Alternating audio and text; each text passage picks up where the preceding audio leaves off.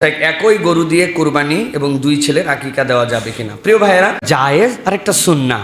সুন্নাহ হচ্ছে রাসূলুল্লাহ সাল্লাল্লাহু আলাইহি সাল্লামের, যেটা হাদিস দ্বারা বোঝা যায়, আক্কান নবী সাল্লাল্লাহু আলাইহি সাল্লামের কাবাশাইন লিল হাসান ওয়াল হুসাইন, হাসান হুসাইনের পক্ষ থেকে রাসূল সাল্লাল্লাহু আলাইহি সাল্লাম দুইটা কাটান দেওয়া সুন্দর একদম ভেড়ার যে পুরুষ, এইগুলো রাসূলুল্লাহ সাল্লাল্লাহু আলাইহি সাল্লাম আকিকা দিয়েছেন। আকিকা দেওয়ার বিধান, সন্তান যেদিন হবে তার থেকে 7 দিনের দিনে, এটা হচ্ছে আমাদের জন্য মাসনুন সুন্নাহ।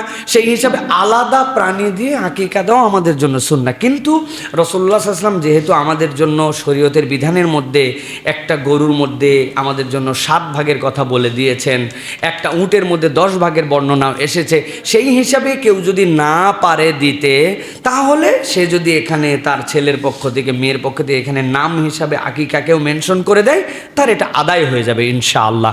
কিন্তু আমাদেরকে প্র্যাকটিসে থাকতে হবে সুন্নাহ। জায়েজের অজুহাত আমরা খুঁজবো না, রাসূলুল্লাহ সাল্লাল্লাহু আলাইহি ওয়াসাল্লামের সুন্নাহ এটার মধ্যে আমাদের জন্য বারাকা। আল্লাহ আমাদেরকে বোঝার তৌফিক দান করেন। হাযা মা ইনদি ওয়াল ইলমু ইনদাল্লাহ।